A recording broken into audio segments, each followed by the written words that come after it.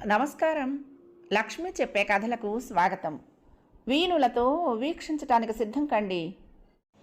ప్రియ సఖులు, ఇప్పుడు మనం శ్రీమతి సుధాలక్ష్మి చిట్టా గారు రచించిన ఆనందమయి ధారావాహిక నుండి 14వ భాగం వినేద్దామండి. నాన్న పోయి 2 నెలలు కావస్తోంది. కాలేజ్ అయ్యాక ఇంటికి బయలుదేరబోతూ ఉంటే నా కోసం ఎవరో వచ్చారని ప్యూన్ సత్తయ్య చెప్పాడు. నా కోసం కాలేజీకి వచ్చేది ఎవరా అనుకుంటూ బయటికి వెళ్ళాను. చూస్తే మా మామగారు. నాకేం మాట్లాడాలో తోచలేదు. నమస్కారం చేసి లోపలికి రమ్మని, స్టాఫ్ రూమ్లోకి తీసుకువెళ్ళి కూర్చోమని సత్య చేత ఇద్దరికి టీ తెప్పించాను. ఆయన మొహమాటంగా వద్దన్నారు. పర్లేదు తీసుకోండి అన్నాను. మావయ్య అంటానికి కూడా నా మనసు ఒప్పలేదు. అమ్మ అరుణ, నీతో మాట్లాడటానికి కూడా నాకు సంకోచంగా ఉంది, కానీ తప్పటం లేదు.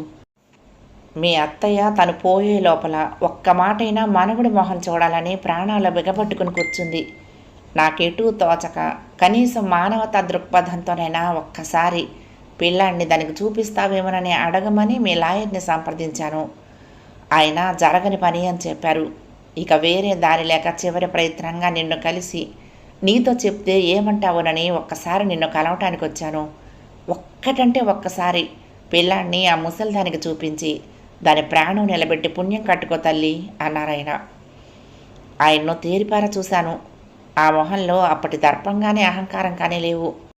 ముఖమంతా పీకిపోయి దిగులుతో కృంగి సగమైపోయాడు. భార్య మంచం పట్టిందన్న దిగులో లేక కొడుకు జీవితం గాడి తప్పిందన్న దిగులో తెలియదు. ఈ ఒక్కసారికేనమ్మా, మళ్ళీ ఆ తర్వాత నీ జీవితంలోకి రాము, ఇది నా వాగ్దానం అన్నారాయన. ఏం చెప్పాలో తెలియని సందిగ్ధంలో ఉన్నాను. నాన్న పోయారని చెప్పి ఏ విషయం తొందరలోనే చెప్తానని చెప్పాను. నాన్న పోయినందుకు ఆయన విచారం వ్యక్తం చేశారు. చివరికి మరొకసారి బ్రతిమలాడి బయలుదేరి వెళ్ళిపోయారు. నాకు చాలా భయంగా అనిపించింది. నా జీవితానికి మిగిలిందంటూ ఉన్నది పిల్లాడొక్కడే. వాణ్ణి కూడా నాకు కాకుండా చేస్తారేమోనని. ఇవాళ ఒకసారి చూపించమంటారు, రేపు ఆవిడ కోలుకునేదాకా ఉంచమంటారేమో. ఆ తర్వాత వాణ్ణి మచ్చిక చేసుకుని నా నుండి దూరం చేస్తారేమో. మనవడి మీద ప్రాణాలు పెట్టుకుని ఉన్న అసహాయురాలైన వృద్ధురాలు, మానవత్వం గల వాళ్ళు ఎవరైనా అందుకు ఒప్పుకోక తప్పదు. నా మనసు పరిపరి విధాలు పోతూ ఉండగా ఇంటికి వెళ్ళాను.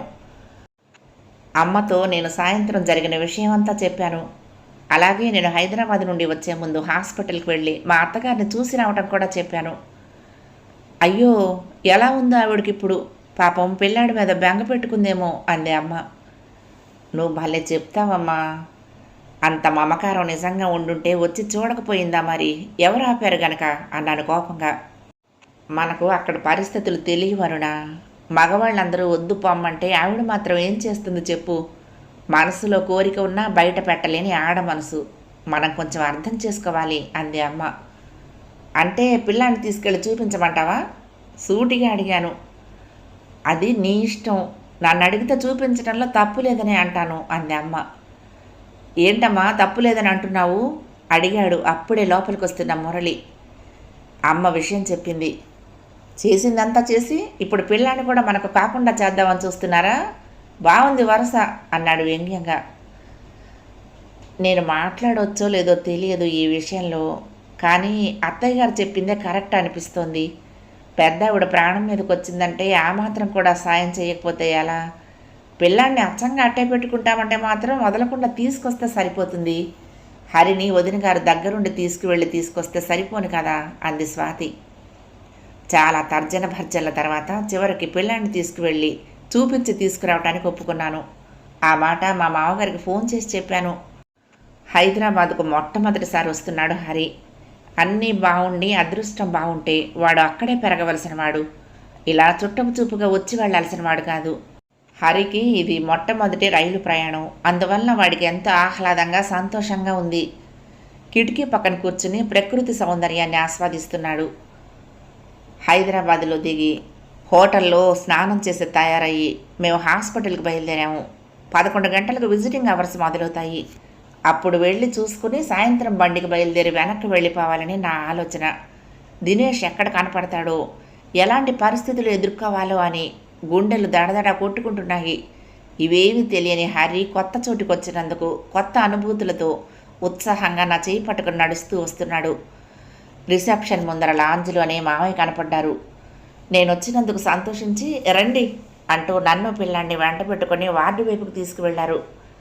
మనవణ్ణి మొదటిసారిగా చూసినందుకు ఒక పులకరింత కానీ, మమకారంతో ఒక పలకరింపు కానీ లేదు ఆయనలో.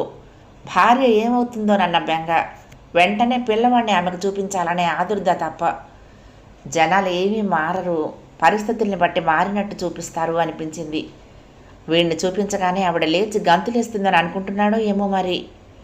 ఆయన వెనకాలే నడుస్తూ ఆయన అన్నాను. వాడు ఉన్నాడు అక్కడ, కానీ గొడవలేం చెయ్యొద్దని వాడిని ముందే హెచ్చరించాను, మరేం పర్వాలేదమ్మా అన్నారు. గదిలో అత్తయ్య మంచం మీద పడుకునున్నారు. నర్సు ఆవిడకి ఏదో ఇంజెక్షన్ ఇస్తున్నట్టుంది. ఆ నొప్పికి ఆమె ముఖం ముడుచుకుపోయి ఆవిడ పడే బాధ బయటకు కనపడుతోంది. ఆ పక్కన దినేష్ నుంచున్నాడు. అతని పక్కనే ఒక ఆవిడుంది. ఆవిడ్ని ఎక్కడో ఎప్పుడో చూసిన జ్ఞాపకం. ఎవరా అని ఆలోచిస్తూ అత్తగారి వైపు చూశాను. నర్సు మమ్మల్ని అందరినీ చూసి, ఇంతమంది ఉండకూడదండి, ఒక్కళ్ళు మాత్రం ఉండండి, మిగతా వాళ్ళు బయట వెయిట్ చేయండి అని హుకుం జారీ చేసింది. లేదమ్మా, ఇప్పుడే వెళ్ళిపోతాము, ఈవిడ మా కోడలు మనవడును ఆవిడని చూడటానికి వచ్చారు అన్నారు మామగారు. అయితే ఆవిడని ఉండనివ్వండి, మీరంతా బయట నుంచోండి, ఎంఓ గారు చూస్తే మిమ్మల్ని వదిలినందుకు మమ్మల్ని తిడతారు అని మందుల ట్రే తీసుకుని వెళ్ళిపోయింది. హరి నా చెంగులాగుతూ అమ్మా అని పిలుస్తున్నాడు. నేను పట్టించుకోకుండా అత్తగారిని బాగున్నారా అన్నాను. అత్తయ్య అని పిలవడానికి నాకు ఇష్టమనిపించలేదు. నేను హరి వంక చూసి నోటి మీద చూపుడు వేలు పెట్టి మాట్లాడకుండా ఉండమని చెప్పి సైగ చేశాను. ఆవిడ నా వంక చూసి కళ్ళ నీళ్ళు పెట్టుకుంది. తర్వాత పిల్లాడి వంక చూసింది. చెయ్యెత్తి వాడిని దగ్గరకు రమ్మని సైగ చేసింది. వాడు నా పౌట చాటును దాక్కున్నాడు. నేను వాడిని యువతలకు లాగి ఆవిడ దగ్గరకు తీసుకువెళ్ళాను. ఆమె సంతోషంగా చిరునవ్వు నవ్వుతూ మెల్లిగా చేతులెత్తి వాడి ముఖము ఒళ్ళు తడిమి తృప్తిగా చూసుకుంది. నీ పేరేమిటి బాబు నీరసంగా అడిగింది.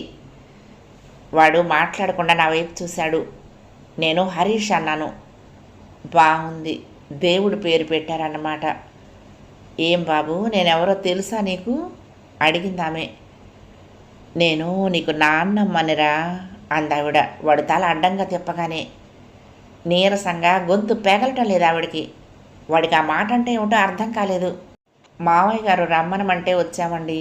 మీరు మనసులో ఎటువంటి బెంగ పెట్టుకోకుండా ముందు ఆరోగ్యం జాగ్రత్తగా చూసుకోండి అన్నాను. నా తొందర నాది. ఈ ఘట్టం ఎప్పుడైపోతుందా, ఎప్పుడెప్పుడు వెనక్కి వెళ్ళిపోదామా అనుంది నాకు. ఇంకా నాకు ఆరోగ్యమా నా బొందానా, ఊరు పొమ్మంటుంది, కాడు రమ్మంటుంది అంది ఆయాసపడుతూ. నీ జీవితం ఇలా అడవి కాచిన వెన్నెలైపోయింది. అందుకు మా తప్పు కూడా ఉంది.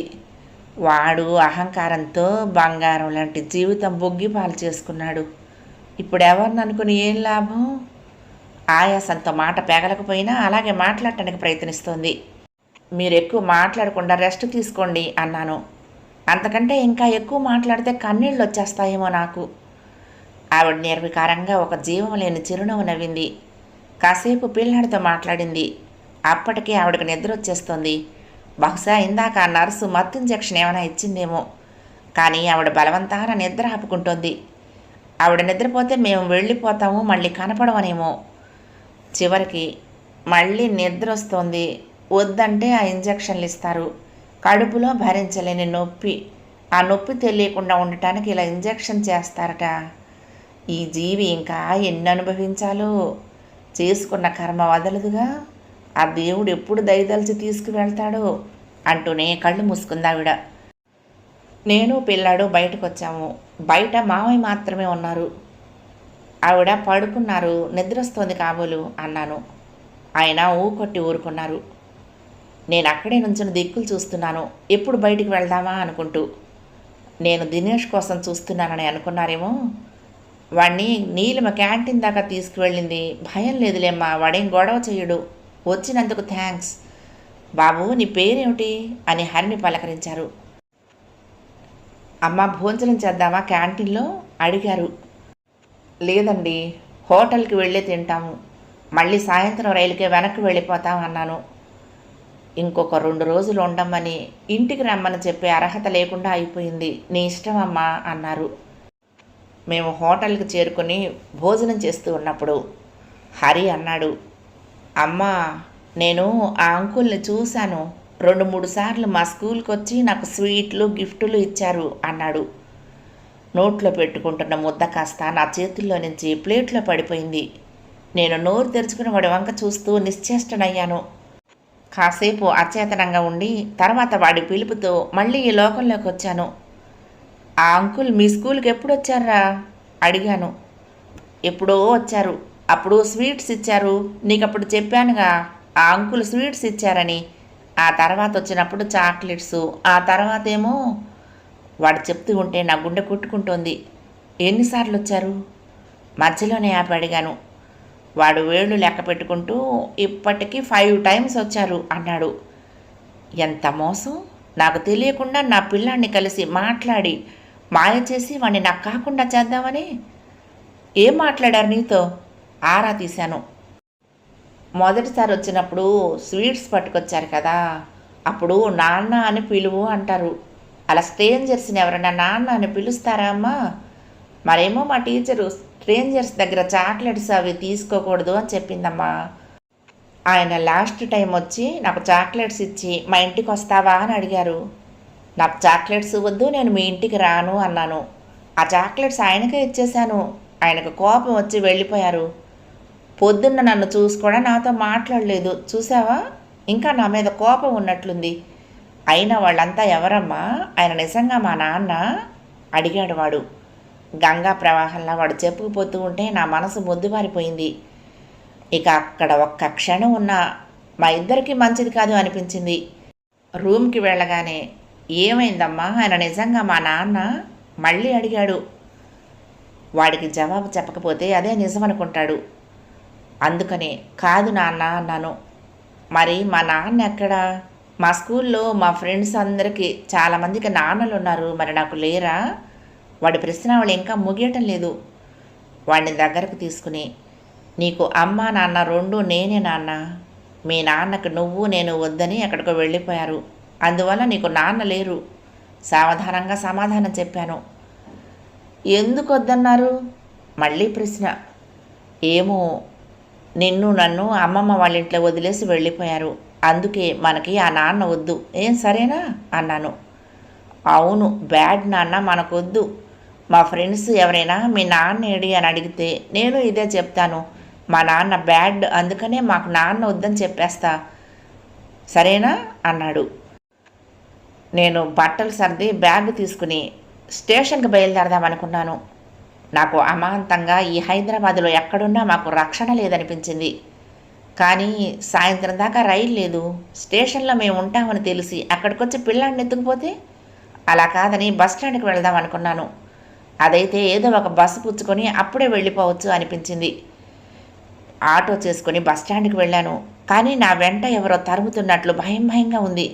తర్వాత అరగంటకు నేను ఎక్కిన బస్సు కదిలాక కానీ నాకు ప్రాణం కుదుట పడలేదు. కాసేపటికి హరి నిద్రలోకి జారుకున్నాడు. నాలో ఆలోచనలు తలెత్తాయి. ఆలోచించగా ఆ నీలిమ ఎవరో జ్ఞాపకానికి వచ్చింది. ఆవిడ మా మామగారి వైపు చుట్టం.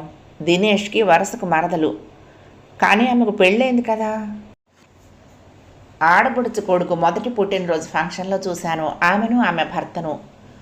అప్పటికి ఇంకా ఆమెకు పిల్లలు పుట్టలేదని మా అత్తగారు దెప్పి పొడిచింది కూడాను. మరి ఇప్పుడు ఈయన పక్కన ఉన్నదేమిటి? బహుశా ఆవిడకు భర్త పోయాడా, లేకపోతే ఈవిడకు పిల్లలు పుట్టలేదని వదిలేశాడా? అతడు వదిలేసిన ఈవెంట్ని ఇతను చేసుకున్నాడా? ఏమో పీడాకారం. వాళ్ళెట్లా పోతే నాకెందుకు? నా జోలికి నా బిడ్డ జోలికి రాకుండా ఉంటే అదే 10,000. ఇల్లు చేరేసరికి దాదాపు 10 అయింది. అమ్మ, మురళి, స్వాతి వాళ్ళు పడుకోబోతూ ఉన్నారు. అదేమిటే అప్పుడే వచ్చావు, తెల్లారగట్టుకొస్తావనుకుంటే అని అమ్మ అడిగింది. అక్కడేమైనా అయిందా? అసలు ఆవిడని చూసావా అంది. అమ్మ, ఇప్పుడేమి చెప్పేందుకు నాకు ఓపిక లేదు, తెల్లారిన తర్వాత చెప్తాను అన్నాను. దేవుడి దయ వల్ల మర్నాడు ఆదివారం కావడంతో అంత తొందర లేదు, మెల్లగా లేవచ్చు అనుకుని. పొద్దున్నే ఆలస్యంగా నిద్రలేచాను. అమ్మయ్య, లేచావా? ఎప్పుడు లేస్తావా అని చూస్తున్నాను. ఏమైంది అక్కడ? ఆవిడ బాగానే ఉన్నారా అంది అమ్మ ఆందోళనగా. బాగానే ఉన్నారు. ఆవిడకి పెద్ద పేవుల్లో క్యాన్సర్ వచ్చి ఆపరేషన్ చేశారట. కోలుకోవటానికి టైం పడుతుంది. ఆవిడకేదో మనోవ్యాధి పట్టుకుందని, మనవుణ్ణి చూస్తే బాగైపోతుందని మావగారు ఆశపడుతున్నారు. అందుకే నా దాకా వచ్చి బ్రతిమలాడారు. అంతేకాని మనవడి మీద ప్రేమేమీ కారిపోవట్లేదు. నాకొచ్చిన కోపానికి నోట్లో నుంచి మాటల తోటాలు పేలుతున్నాయి. పోనీలే, ఏదైతేనే ఆవిడ బాగుపడితే మంచిదేగా అంది అమ్మ. అమ్మ, నీకు తెలుసా, అతను పిల్లాడి స్కూల్ దాకా వచ్చి వాడిని మచ్చిక చేసుకుందామని, నా నుంచి దూరం చేద్దామని చూస్తున్నాడు అన్నాను కోపంతో. ఎవరు, అల్లుడు గారా అంది అమ్మ. ఇంకా అల్లుడేమిటమ్మా అర్థం లేకుండా, అసలు ఏం జరిగిందో తెలుసా అంటూ అక్కడ చూసింది జరిగింది హరి నాకు చెప్పింది అన్నీ చెప్పా. నా మానాన్న నన్ను వదిలేయకుండా ఇంకా ఏడ్పించుకు తింటున్నాడు అన్నాను కళ్ళనీళ్ళు పెట్టుకుంటూ. స్వాతి కల్పించుకుని, ఈ స్కూళ్లలో టీచర్లు కూడా ఎక్కువ కల్పించుకోరు, పైగా తండ్రిని అని చెప్తే కలవటానికి కాదని ఎవరంటారు. ఇది ఇలాగా సాగితే హరి అతని ప్రభావంలో పడి మనకు కాకుండా పోవటం ఖాయం.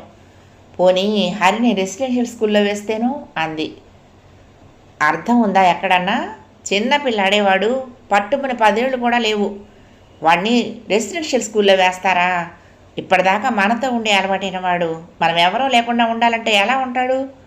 అమ్మ గట్టిగా కేకలేసింది. అమ్మకి వాడంటే ప్రాణం. అమ్మ చెప్పింది నిజమే, కానీ నా భయం ఎవరితో చెప్పుకోను.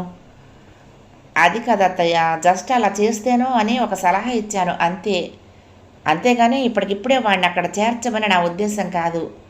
కానీ ఇక్కడుంటే మనకు దక్కకుండా చేస్తాడేమో అతను అని అన్నాను అంతే అంది స్వాతి. భయం కంటే బద్ధశత్రువు మరొకటి లేదు. ఆ భయము ఆత్రుత మనని ఆలోచించనివ్వకుండా చేస్తుంది. అతను వచ్చి హరిని కలిశాడు అన్న మాటకే ఒళ్ళంతా కంపరం పుట్టేసింది. అతని నీడ కూడా పిల్లాడి మీద పడటానికి నాకు ఇష్టం అనిపించలేదు. అలా అని వాడిని వదిలి ఎక్కడో రెసిడెన్షియల్ స్కూల్లో ఉంచటమూ నచ్చటం లేదు. పోనీ పిల్లాడిని తీసుకుని ఎక్కడికన్నా దూరంగా వెళ్ళిపోతే, కానీ ఎక్కడికి? అప్పుడే నాకు కాలేజీలో మా తోటి లెక్చరర్ గుర్తుకొచ్చింది. వాళ్ళ ఆయన విశాఖపట్నంలో పనిచేస్తున్నాడు. ఈవిడ పిల్లల్ని పెట్టుకుని ఇక్కడ ఉంటుంది. అక్కడికి రావడానికి ఎవరైనా ఒప్పుకుంటే ఆయన ఇక్కడికి బదిలీ చేస్తారట. ఆయన కూడా నా డిపార్ట్మెంటే. పోనీ అక్కడికి వెళ్ళిపోతే పిల్లాన్ని నా దగ్గర పెట్టుకొని చదివించుకుంటాను. కొద్దిగా పెద్దవాడైతే అక్కడ ఋషి వ్యాలీ స్కూల్లో చేరిస్తే బాగుంటుంది. అక్కడ చదివిన వాళ్ళకు మంచి భవిష్యత్తు ఉంటుందని చాలామంది అంటారు. ఆ మాటే అమ్మతో అన్నాను. ఏమైనా బుద్ధుండి మాట్లాడే మాటేనా అది? ఎంత కాదన్నా అతను వీడికి తండ్రి కాకపోడు. అతను వచ్చి కలిస్తే మాత్రం తప్పు ఏంటి? ఇప్పుడు కాకపోతే ఎప్పటికైనా తెలియకపోతుందా వాడికి? చక్కగా నీడ పట్టున్న సొంత ఇంట్లో ఉంటూ ఉద్యోగం చేసుకుంటున్నావు. పిల్లాడు కూడా చక్కగా మనందరి మధ్య పెరుగుతున్నాడు. అలాంటిది ఇవన్నీ కాదని ఎక్కడికో పిలిస్తే పలికే దిక్కులేని చోటుకు వెళ్ళి ఏదో సాధిద్దామని చూడటం పిచ్చి పని కాకపోతే మరేమిటి చెప్పు? అయినా ఊరు వాడ విడిచి పారిపోయేంత తప్పు నువ్వేం చేశావని? ఏదైనా ఉంటే నిలబడి ఎదిరించాలి, కానీ ఇలా ఎక్కడికో వెళ్తాననటం నాకైతే సబబ్గా అనిపించడం లేదు. యుద్ధభూమిలో అర్జునుడికి కృష్ణుడు కర్తవ్యాన్ని బోధించినట్లు చెప్పుకొచ్చింది అమ్మ. ఆవిడకి గట్టును ఉండి ఎన్నైనా మాట్లాడొచ్చు, అనుభవించే వాళ్ళకి తెలుస్తుంది అనిపించింది. అప్పటికి నాకు తోచిందే కరెక్ట్ అనిపించింది. బుద్ధి కర్మానుసారిణి అన్నారు. అలాగే నాకు అనుభవించే యోగం ఉండబట్టే అమ్మ చెప్పిన మాటలు రుచించలేదు. ఆ ఆందోళనలో లాయర్ని కలుద్దామని కానీ ఆయన సలహా తీసుకుందామని కానీ తోచలేదు. లేడికి లేచిందే పైనమని మర్నాడే వెళ్ళి ఆ లెక్చరర్తో విషయం చెప్పాను. అప్లికేషన్ మర్నాడే పెట్టుకుంటానని అన్నాను. మీరొక్కరే అక్కడ తెలియని చోట ఎలా మేనేజ్ చేస్తారండి? బొత్తిగా కొత్త ప్రదేశమాయే అందావిడ. నిజమే, కానీ తప్పదు. అమ్మను కూడా తీసుకువెళ్తాను నాతో. అప్పుడు అమ్మ కొంత సపోర్ట్గా ఉంటుంది నాకు పిల్లాడికి అనుకున్నాను. ఆ మాట చెప్పాను ఆవిడకి. ఆవిడ వాళ్ళ అత్తారూరు అదే అని ఏం సాయం కావాలన్నా వాళ్ళెవరైనా చేసి పెడతారని చెప్పింది. నాకు కొంచెం ధైర్యం వచ్చింది. మర్నాడే విశాఖపట్నానికి బదిలీ కోసం దరఖాస్తు పెట్టుకున్నాను. వాళ్ళు ట్రాన్స్ఫర్ ఇచ్చేదాకా వెంటబడి కాగితాలు కదిలించేలా చూశాను. వద్దని అమ్మ ఎంత మొత్తుకున్నా వినలేదు. తను నాతో వస్తుందని అనుకుంటే దానికి కుదరదని చెప్పేసింది అమ్మ. మీ నాన్న కష్టపడి కట్టించిన ఇల్లు ఇది. ఇక్కడే మీ నాన్న వెళ్ళిపోయారు. నా జీవితం ఇక్కడ వెళ్లాల్సిందే. ఈ వయసులో నేను ఎక్కడికి కదలలేను. మనవడి మీద మమకారం అనే సాకు చూపించి నన్ను ఇక్కడి నుంచి కదిలించే ప్రయత్నం చెయ్యకు. నేను రాను. వాడి కర్మ ఎలా ఉంటే అలా ఉంటుంది. నేనొచ్చి మాత్రం ప్రయోజనం ఏముంటుంది అంది. నేను విస్తుపోయాను. బొత్తిగా ఒంటరినయ్యాననిపించింది. అయినా నాలో పంతం తగ్గలేదు. ఎంత వెంటపడ్డా కూడా విశాఖపట్నానికి బదిలీ కావటానికి ఎంత లేదన్నా 5-6 నెలలు పట్టింది. ఆ 5-6 నెలల కాలం నాకు కంటి మీద కునుకు లేదు.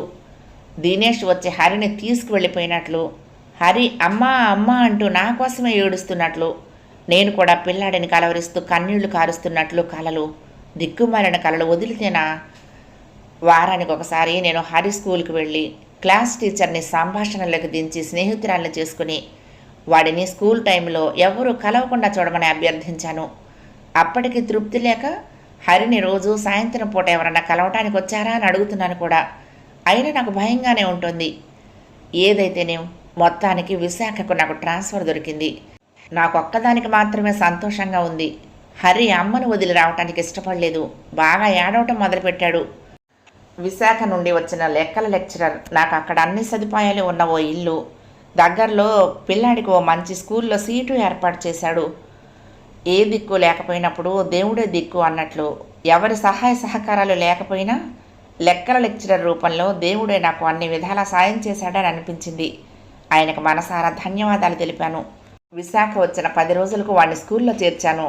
అక్కడంతా కొత్తగా ఉంది వాడికి. అక్కడి స్కూల్లో పాఠాలు చెప్పే తరహా కూడా కొత్తగా ఉంది. స్కూలు మొదలైన కొత్తలో రోజు నేను వాడిని స్కూల్లో దించి మళ్ళీ సాయంత్రం టైంకి వెళ్ళి తీసుకుని వచ్చేదాన్ని. వాడు దీనంగా ముఖం పెట్టుకున్నప్పుడల్లా బయటకు తీసుకువెళ్ళి పార్కు లాంటి చోట్లో కాసేపు ఆడించి కబుర్లు కథలు చెప్పి వాడి మనసు మరల్చి వాడిని సంతోషపెట్టి ఇంటికి తీసుకొచ్చేదాన్ని.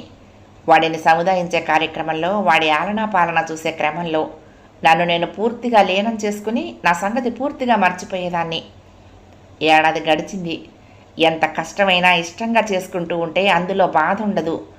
అన్నింటికన్నా నాకు సంతృప్తినిచ్చే విషయం ఏమిటంటే దేవుడి దయ వల్ల ఇక్కడ దినేష్ గోలలేదు. ప్రశాంతంగా నిద్రపోగలుగుతున్నాను. హరి నేను సేఫ్ అనే ధీమా వచ్చింది. ఆదివారాలు అమ్మకు ఉత్తరం రాసేదాన్ని. హరి చేత కూడా రాయించేదాన్ని. హరికి నాకు సెలవులు కలిసి వచ్చినప్పుడు మేము విజయవాడ వెళ్ళొచ్చేవాళ్ళం. మేము విశాఖకు వచ్చిన తర్వాత ఆ ఇంట్లో చాలా మార్పులు జరిగాయి. స్వాతి, మురళి ఇంటి రూపురేఖలే మార్చేశారు. నేను హరి ఉన్న గది ఒక గోడౌన్లా మార్చేశారు. అందులో అక్కర్లేని సామాన్లు పడేశారు. ఇంట్లో కొత్త ఫర్నిచర్ కొన్నారు. కొత్త టీవీ, ఫ్రిడ్జ్, వాషింగ్ మిషన్ వచ్చాయి. వంటగదిలో కూడా కావలసిన అధునాతన పరికరాలన్నీ కొన్నారు. అమ్మ ఇంటి విషయాలు కానీ వంటింటి విషయాలు కానీ పట్టించుకోవటం పూర్తిగా మానేసింది. ఇంటి పెత్తనం చేతులు మారిపోయింది. ఆఖరికి అమ్మ తన ఇంట్లో తానే పరాయిదానికి మళ్ళీ తినే తిండి కూడా కోడలు పెట్టినప్పుడే తింటోందంటే నాకెంతో బాధ అనిపించింది. అది నేను పుట్టి పెరిగిన నా పుట్టిల్లే లేదు, ఏదో పరాయి ఇంటికి వచ్చినట్లుంది. అలాగే కాలక్షేపం చేసుకుని తిరిగి వెళ్ళిపోయేదాన్ని. ఈసారి సెలవులకు విజయవాడ వెళ్లకుండా దగ్గరలో ఉన్న సింహాచలం, అరకులోయ మొదలైన ప్రదేశాలు చూపించుదామని హరిని తీసుకుని బయలుదేరాను. వారం రోజుల పాటు పొద్దుటి నుండి ఇంచుమించు రాత్రి దాకా తిరుగుళ్ళే సరిపోయేవి. చివరి రోజు కనకమహాలక్ష్మి గుడికి వెళ్ళాము. అక్కడ అనుకోకుండా లాయర్ మల్లికార్జునరావు గారిని చూశాను. ఆయన్ని చూడగానే నాకు ఎక్కడా లేని ప్రాణం వచ్చింది. ఆయన దగ్గరగా వెళ్ళి పలకరించాను. ఆయన కూడా చాలా బాగా మాట్లాడారు. ఇద్దరం అక్కడ కలుసుకోవటం దైవేచ్ఛ అని చెప్పారు. ఆ మాట ఈ మాట కాసేపు మాట్లాడుకున్నాక ఆ తర్వాత నా జీవితంలో జరిగిన సంగతులు, ఉద్యోగం ఇక్కడికి మార్చుకోవటం అన్నీ చెప్పాను. ఆ తర్వాత ఆయన ద్వారా నేను తెలుసుకున్న చేదు నిజాలు నా మనసును తొలిచేసి పూర్తిగా గాయాన్ని చేశాయి. అదేమిటమ్మా, అతనికి నీ ఇష్టం లేకుండా పిల్లాన్ని కలిసే అవకాశం ఎక్కడుంది? ఒకవేళ అలా చేసుంటే నువ్వు కోర్టు ద్వారా అతన్ని అడ్డుకోవచ్చు కూడా. అంతేగాని ఇలా పారిపోయి ఇక్కడెక్కడో మీ వాళ్లకు దూరంగా బ్రతకాల్సిన అవసరం ఏముంది? ఒకసారి నన్ను కలిసినా ఆ మాట చెప్పేవాణ్ణి, అనవసరంగా భయపడ్డావు అన్నారు. నిజమే, ఆయన్ని కలిస్తే ఏదైనా తరుణోపాయం చెప్పేవారేమో. ఏది ఏమైనా ఇక్కడ ప్రశాంతంగా బ్రతుకుతున్నాం, ఎవరికీ అలా లేకుండా అనుకున్నాను. ఆయన ఇంకా చెప్పుకొచ్చారు. ఆ మధ్య మా మామగారు కనిపించి తన భార్య పోయినట్లు చెప్పారట. నీలిమ భర్త అతని తల్లి ఒత్తిడి మీదట ఆమెను పిల్లలు లేరని వదిలేశాడట. దినేష్ నీలిమని చేసుకున్నాడట. అంటే నీలిమకు పిల్లలు పుట్టరని నా పిల్లాడి వెనక పడుతున్నాడా? నాకున్న ఈ ఒక్క బంధాన్ని నాకు కాకుండా చేద్దామనేగా ఉక్రోషంతో అన్నాను నేను. లేదమ్మా, నేను అదే అడిగా మీ మామగారిని. పిల్లలు పుట్టరని తెలిసి ఆ అమ్మాయిని ఎలా చేసుకున్నారని. నీలిమకు పిల్లలు పుట్టడానికి కారణం ఆమె కాదని, ఆమె మొదటి భర్తే అని చెప్పారు. నిజానికి నీలిమ దినేష్ని చేసుకున్నాక నెల తప్పిందిట కూడా అన్నారాయన. పోనీలే, ఇది ఒకందుకు మంచిదే. ఇకనైనా నా జోలికి నా కొడుకు జోలికి రాడు అని సరిపెట్టుకున్నా. ఆ తర్వాత ఆయన మా నాన్న వీరునామా గురించి అడిగారు. నాకు తెలియదు సార్. అప్పుడు మీరే చూస్తానన్నారు కదా, ఆ తర్వాత నేను పెద్దగా పట్టించుకోలేదు. అసలు మా నాన్న ఆరాటపడ్డాడని సరే అన్నాం కానీ అసలు అది రాయకపోయినా ఇబ్బంది ఏమీ ఉండేది కాదు సార్. మేమంతా హాయిగా కలిసే ఉన్నాము. నా మరదలు కూడా మంచి పిల్ల, మా అమ్మని బాగా చూసుకుంటోంది. అంతకంటే నాకు ఇంకేం కావాలండి అన్నాను. కావచ్చమ్మా, కానీ మీ నాన్నగారు నీ భద్రత కోసం ఏర్పాటు చేసిన ఆస్తి నీకు దక్కకుండా పోతే ఆయన ఆత్మ ఘోషించదు అన్నారు. అలా ఏం జరగదులేండి అన్నాను. లేదమ్మా, నేను నా అసిస్టెంట్ని కూడా అడిగి తెలుసుకున్నాను. మీ తమ్ముడు వీలునామా రాయించడం కోసం మా దగ్గరికి రానే లేదుట. నాకు ఆశ్చర్యం వేసింది. ఎందుకంటే అప్పుడు మా అసిస్టెంట్ ఊళ్ళోనే ఉన్నాడట. అయితే ఒక ఇంట్రెస్టింగ్ విషయం ఏమిటంటే మీ తమ్ముడు ఆస్తి తనకే మొత్తంగా వచ్చేట్టు చేయటానికి అవకాశం ఉందా అని అడిగాడట. మా జూనియర్ అలా కుదరదని, ఆ ఆస్తి మీ నాన్నగారి స్వార్జితం కాబట్టి ఆయన ఇష్టప్రకారం ఇద్దరికీ రాయాల్సి ఉంటుందని చెప్పాడట. ఆ తర్వాత మీ తమ్ముడు మరి కనిపించలేదుట. బహుశా అతనికి నీకు ఇంట్లో వాటా ఇవ్వటం ఇష్టం లేదల్లే ఉందమ్మా, కొంచెం అతనితో జాగ్రత్త అన్నారు. అదేం లేదండి, కాగితాల్లో మా ఇద్దరికి సమభాగం ఉన్నట్టే ఉంది. నాన్న చూసే సంతకం చేశారు అన్నాను. అలాగా, అయితే సరే. రిజిస్టర్ చేసిన కాగితాలు చూసుకున్నారు కదా, అన్నీ సక్రమంగానే ఉన్నాయి కదా అన్నారు. అప్పుడు కానీ నాకు గుర్తుకు రాలేదు. రిజిస్టర్ చేయక మునుపు వాడు నా దగ్గర నాన్న దగ్గర సంతకాలు చేయించుకున్నాడు. వాడు సంతకం చేశాడు. కానీ రిజిస్టర్ చేసిన కాగితాలు తను చూపించను లేదు, మేము అడగను లేదు. తనే వాటిని జాగ్రత్త చేశాడు. అయినా వాడు ఆస్తి అంతా తనకే కావాలని ఎందుకన్నాడు ఏమో, అంతా గందరగోళంగా ఉంది. ఈసారి విజయవాడ వెళ్ళినప్పుడు ఎలాగైనా వాడిని కాగితాలు అడిగి తీసుకుని చూడాలి. అసలు ఎవరి ద్వారా చేయించాడో కూడా అడగాలి అనుకున్నాను. అప్పటికి ఆయనకు తాలూపి సమాధానం చెప్పి అక్కడి నుంచి బయలుదేరి వెళ్ళిపోయాను. ఇంటికి వెళ్ళేసరికి అమ్మ దగ్గర నుండి ఉత్తరం వచ్చింది. అమ్మ ఉత్తరం అనగానే హరికి ఎక్కడా లేని సంతోషం. అమ్మ ఉత్తరం ముందు వాడు చదివి కానీ నాకు ఇవ్వడు. వాడిచ్చిన తర్వాత నేను ఉత్తరం చదివాను. స్వాతి కడుపుతో ఉందట, 6వ నెల అంది. తనకి 5వ నెలలో చెప్పిందిట స్వాతి. బహుశా వాళ్ళ అమ్మకి తెలిసే ఉంటుంది. నాకే చెప్పలేదల్లే ఉంది. మొన్ననే 5 నిండాయట అని రాసింది అమ్మ. ఈ విషయం నాకు కొంచెం కూడా నచ్చలేదు. అమ్మని పరాయిదానిలాగా చూడటం ఏంటి? అది ఎంతటి శుభవార్త! ఆ మాత్రం మేము ఆ మాట వినతగమా? ఏమిటో, స్వాతి కానీ మురళి కానీ చాలా రోజుల నుంచి ఫోన్ చేయటం మాట్లాడటం మానేశారు. మొదట్లో ఒక్కదాన్నే ఉంటానని కాబోలు వారానికి ఓ రోజు మా కాలేజీకి ఫోన్ చేసి మాట్లాడేవాళ్ళు. ఎప్పుడైనా అమ్మ అప్పుడప్పుడు ఉత్తరాలు రాస్తుంది, కానీ ఇది వరకు అంత తరచుగా ఇప్పుడు రాయటం లేదు. నెలకొక ఉత్తరం వస్తే గొప్పే. నేను మాత్రం వారానికి ఒక ఉత్తరం రాసి హరిచేత కూడా రాయించి పోస్ట్ చేస్తూ ఉంటాను. అమ్మ హరిని గురించి బెంగ పెట్టుకుంటుందనే ఉద్దేశంతో. ఉత్తరం పక్కన పెట్టాక హరి వచ్చి అడిగాడు, అమ్మమ్మ స్వాతికి 6వ నెల అని రాసింది అంటే ఏమిటి అని. అంటే అత్తయ్య ఇంకొక 3 నెలల్లో ఒక బుజ్జి పాప ఆయన కంటుందన్నమాట. ఈ మాట సెలవులకు నువ్వు వెళ్ళేసరికి పాప ఇంట్లోకి వచ్చేస్తుంది, ఎంచక్కా నువ్వు పాపాయితో ఆడుకోవచ్చు అన్నాను వాడిని దగ్గరకు తీసుకుని ముద్దు పెట్టుకుంటూ. వాడు వెంటనే నన్ను విడిపించుకుని బొగ్గ తుడి చేసుకున్నాడు. వాడు పెద్దవాడు అవుతున్నాడని తెలుస్తోంది. నన్ను ఎత్తుకొనివ్వడు, ముద్దు పెట్టుకొనివ్వడు. వాడి స్నానం, బట్టలు వేసుకోవటం, తిండి తినటం అన్నీ వాడే చేస్తాడు. హోంవర్క్ కూడా వాడంతటా వాడే చేసుకుంటున్నాడు. మొదట్లో అమ్మ మీద బెంగ పెట్టుకోవటం వలనో ఏమో నాతో ఎక్కువసేపు మాట్లాడేవాడు. ఈ మధ్య మాట్లాడటం బాగా తగ్గించాడు. ఏదైనా అవసరం ఉంటేనే మాట్లాడతాడు. ఎక్కువగా వాడి పుస్తకాలతోనో లేక లైబ్రరీ నుండి తెచ్చుకున్న పుస్తకాలతోనో గడిపేస్తాడు. లేదా బయటకు వెళ్ళి తోటి పిల్లలతో ఆడుకుంటాడు. పిల్లలు చూస్తూ చూస్తూ ఉండగానే పెద్దవాళ్ళు అయిపోతారు. కానీ వీడు మాత్రం వాడి వయసుకు మించిన పరిణితి చెందుతున్నాడు అనుకున్నాను. నా దినచర్య మామూలుగా సాగుతుంది.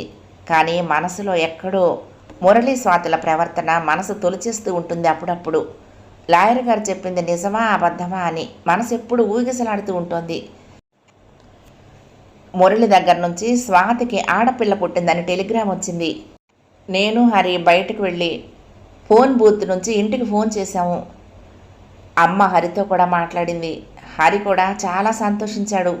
హరి అమ్మతో ఎప్పుడు మాట్లాడినా ఆ రోజంతా చాలా సంతోషంగా హుషారుగా ఉంటాడు. ఒక్కోసారి నాకే బాధ అనిపిస్తుంది, అనవసరంగా హరిని అమ్మ దగ్గర నుంచి దూరంగా ఇక్కడికి తీసుకొచ్చానని. వాడు అమ్మను చాలా మిస్ అవుతున్నాడు. కానీ నేను ఆ విషయం ఆలస్యంగా తెలుసుకున్నాననిపిస్తుంది. అనుకున్నట్టుగానే పరీక్షలయ్యి ఆ తర్వాత వేసవి సెలవులు వచ్చాయి. మేమిద్దరం విజయవాడ బయలుదేరి వెళ్ళాము. ఈసారి ఇంటి రూపురేఖలు పూర్తిగా మారిపోయాయి. అమ్మ పూర్తిగా తన గదికి అంకితమైంది. ఎవ్వరితో కలవదు, మాట్లాడదు. ఆరోగ్యం కూడా అంతంత మాత్రంగానే ఉన్నట్టుంది. మేము వచ్చామని ఆ రోజు కొంచెం హుషారుగా ఉంది. స్వాతి వాళ్ళ అమ్మ నాన్న ఏకంగా ఇక్కడే ఉంటున్నారు. వాళ్ళ కోసం పెరటి వైపు జామ చెట్టు మామిడి చెట్టు కొట్టించేసి ఇంటిని అంతవరకు పొడిగించి ఇంకొక గది, ఆ తర్వాత మరొక చిన్న స్టడీ రూమ్ లాగా చిన్న గది కట్టారు. ఆ చిన్న గదిని స్టోర్ రూమ్ కింద మార్చేశారు. పైన నేనున్న గదిలో సామాను తీసి ఏం చేశారో తెలియదు. ఆ పై పోర్షన్ మొత్తం వేరే వాళ్ళకి అద్దెకిచ్చారు. అంటే నేను వస్తే ఉన్న చోటే సర్దుకోవాలన్నమాట. నాకు బాధ అనిపించింది. తప్పక నేను హరి అమ్మ గదిలో సర్దుకున్నాము. స్వాతి బాలింత కాబట్టి తను ఆ గది వదిలి ఎక్కువగా బయటికి రాదు. ఇది వరకు మళ్ళీ నాతో చనువుగా మాట్లాడటం కూడా తగ్గించింది. వచ్చినా భోజనం చేయటానికో లేక టీవీ చూడటానికో వస్తుంది అంతే. అందువల్ల ఒంటింటి అజమాయిషి అంతా సుశీలమ్మదే అయ్యింది. మురళి స్వాతిలకు వాళ్ళ పిల్ల తప్ప లోకంలో ఇంకెవరూ కనపడటం లేదు.